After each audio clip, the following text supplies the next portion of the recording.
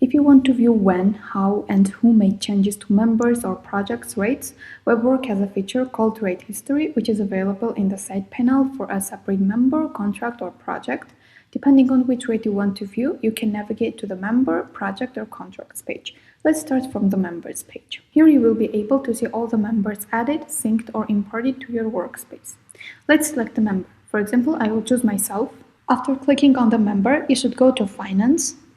Then, in the bottom, you will see the rate history. As you can see from this table, it gives you information about the status of the change, whether this change is active, which is labeled as current, or is no longer active. This one is labeled as past. Rate types. So in WebWork, we have 3 types of rates: member rate, project rate, and custom rate. Under this column, you will be able to see which one of these rates was changed, as currently we're under the member section. All the rates are labeled as member rate. Also have information about the period, so what pay period was affected. In this case, the changes were made on the member's hourly rate. Previous and new amount. These are the columns that show how much the difference was before and after the change. Effective date. This column gives information about the date from which the calculation should be adjusted based on the new rate. Change date. This indicates the date when the change was made. And we'll have also a column that indicates by whom this change was made.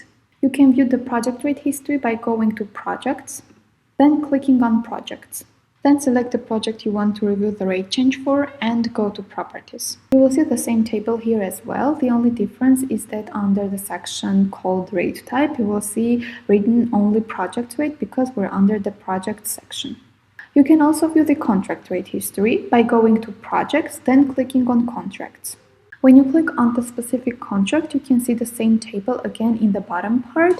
The only difference is that the rate type section here contains all the 3 options: custom, member, and project rates. Since this view contains information about both the specific project and the member, allowing any rate changes related to either be visible.